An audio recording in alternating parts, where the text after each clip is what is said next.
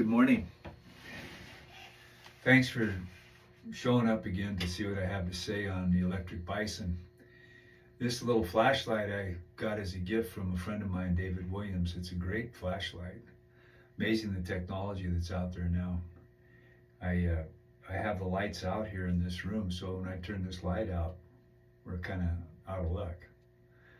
So the reason I have this is to remind us that we're all familiar with batteries. We use them in everything. We use them in our drills, we use them in our lawnmowers, we use them in our flashlights. And I would be talking about batteries a little bit later now.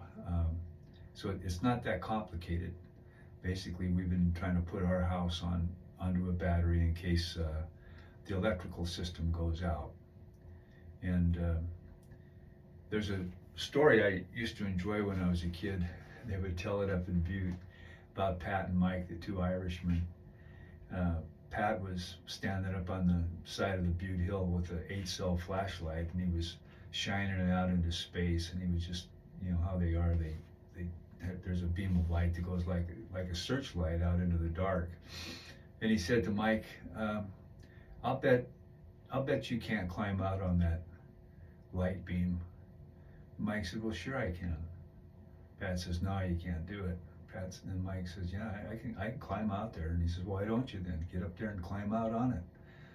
And Mike said, "Well, I'm not going to do it because I'll get out there and you'll turn off the light and I'll fall down and break my neck."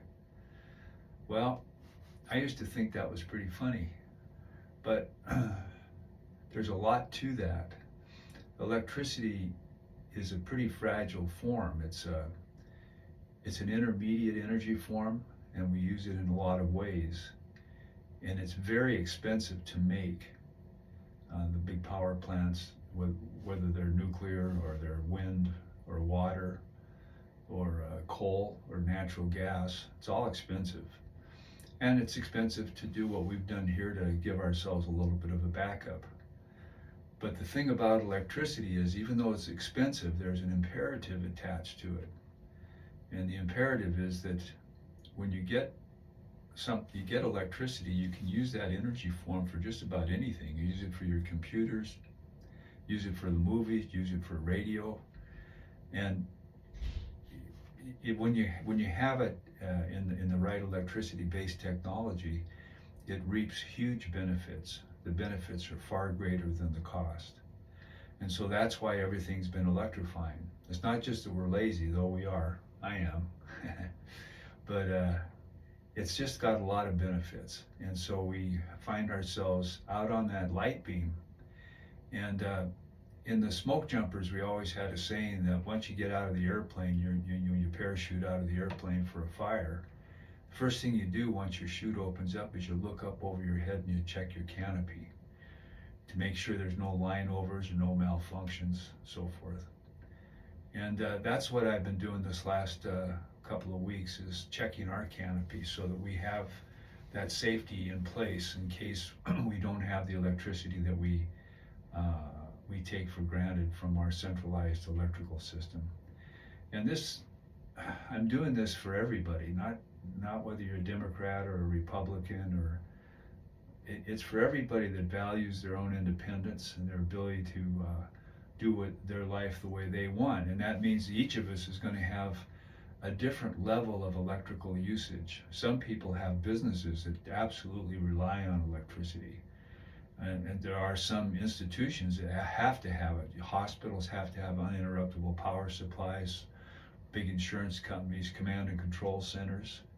You have to have electricity in some cases, and there's just no doubt about it. And in other cases, it's nice to have. You know, you like to just sit around and watch TV and make sure your cell phone's charged. I had a chance to go with some high school students to take them down to the Amazons, to the Amazon jungle in Peru, just above Iquitos. It's a flooded area, and we were up on these these kind of huts up on stilts that were down into the water, and you could walk around on the ramps between the huts, kind of in a square, and out in the middle, coming up out of the river too, was a whole array of solar panels, about the same size array that we have here. And I was curious. I thought, well, here we are out in the jungles of the Amazon. What is it that the electricity is most needed for? Well, it turned out, I mean, we needed the electricity for the few light bulbs that were used in the research center. There was an environmental research center where the kids were, they're following their projects from high school. But for the most part, the electricity was being used to charge cell phones and cameras. And I noticed that too when my friends that come in off the street that are not sheltered, they come in for showers on Tuesdays here in Helena. We have a program. We got 6 showers for the men and the women. And they come in, and one of the first things they do, they may not have 2 nickels to rub together, but one of the first things they do is they recharge their cell phones. So it may be that cell phone has so many purposes that may be the ultimate thing, unless of course you're in an iron lung or something. Of course you need electricity for that. So each of us is going to be different. When I was up on the lookout in the Forest Service years ago out in the Selway Wilderness, we got by fine without electricity. We needed it for our radios, for communication. And when we played pinochle at night on trail crews, we'd have a radio in the background. So radios are kind of important. And I noticed in China, in Mexico, they had their Solidarity program. I went down there and visited with those folks. And they had a program to give all their people in all their houses to finance the cost of a solar panel big enough to give them a radio so they could communicate with the outside world, and give them a light bulb so they could read. So you could make your day longer and you could read or do whatever. You could do it a few extra hours of the day, morning to night.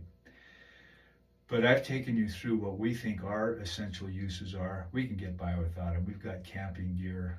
I've lived in the wilderness. Don't worry, we can get by fine without electricity. But our lifestyle it's part of it, and each of us has a different level of lifestyle that requires electricity. So, having said that we're living on a light beam, and someday Pat might turn off the flashlight. That's why I'm doing this, and I hope it gives you some ideas. We came up with some findings of fact this past couple weeks. I really looked at our system, and here's what I found. I found that our solar panel array, which is you've seen pictures of it in the earlier episodes, our solar panel array degraded over 17 years, so that instead of having 1,872 watts that we rely on, we now only have 1,549. It degrades 1% a year.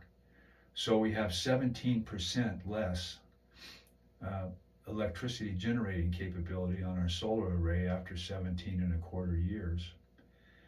The second thing we found is that our 208 watt panels, which were they were the cat's meow back in whenever we did that, 2007, they were 12% efficient. Well, you can get solar panels now that cover the same space that they cover on that array out there, which I'd like to be able to do.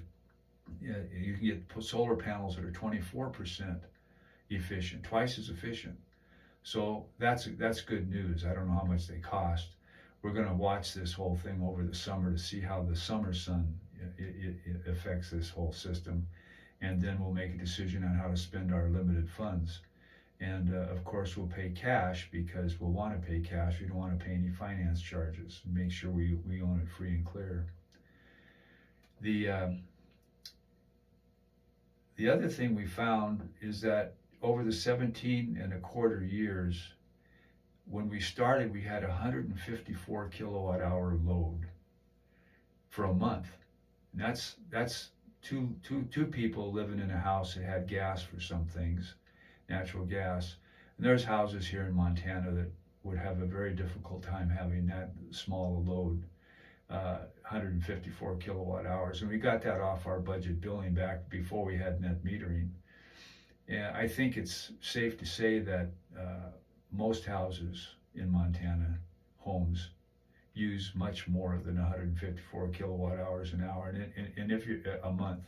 And if you're in a an area of Montana where there's no natural gas, you're going to have all electric houses that use way more, and of course have to use electricity to heat their house, to cool their house all the time, and it's way more expensive. So it's a different breed of cat. But for us, we had 154 kilowatt hours, and so we got batteries, deep cycle batteries, real heavy batteries that we could rely on and go off the grid for all of our electricity, and we'd be off for a week during the winter. We had 48 volts, 8 6-volt batteries, and we could do that because we used so little electricity. But if a family used 300 kilowatt hours, they would need 2 strings of batteries like the ones that we had. And if they use 450 kilowatt hours, they would need 3 strings. And you can't do more than 3 strings in parallel. So 450, if you can't get under that, then there's kind of a problem if you want to be off the grid. What we found is, since we were doing it, so designing our system so we could be off the grid in the winter months, as well as the summer months, we found out that in the summer we made a ton of extra electricity, and that's why we had so much extra built up with the utility, and we couldn't even use it fast enough. We had to think up ways to do it, and I showed you how we did that.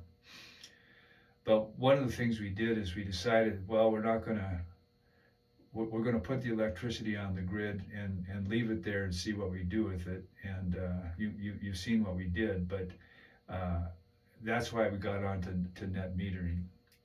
Now, tomorrow, our net meter is going to get changed out to what they call a smart meter, which has the same functionality. I'm looking forward to talking to the gentleman that'll be installing it, or the woman or man that'll be installing it. And I want to learn about it and see what we can or can't do with the new smart meter. But I think it's generally a really good idea for all the users to have smart meters, so the utility can exercise its management prerogative to give us incentives to do one thing or another and make the energy we have more efficient system-wide. I was able to program this inverter here and the charger, and excuse me, you'll find that I don't know, I have some kind of something in my DNA that makes me forget or use the wrong words sometimes. So sometimes I call the charger back here a converter, or I'll think up something, but it's something I inherited from I think my mom, because she was always doing this, using the wrong word. But I'm talking about the charger and the inverter, and we used I was able to reprogram the charger and the inverter so that they talk to each other better. Not as well as they would be if they were the same vintage. Remember, we got our inverter 14 and a half years after the charger because the inverter went out. So the inverter is new, and not all the signals go easily between the two of them, I discovered. But it's fine. It's functioning very well. It's just that I had to be more patient in reading the instructions and getting the programming signals in the right order. And so now we are selling power to the utility. We sold our first kilowatt hour on the new inverter 2 nights ago, and I was just tickled. So that's all good to go. And so we'll see over the summer how much, how that affects us before we make any new investment in our solar panels. The thing I want to show you is how our batteries work.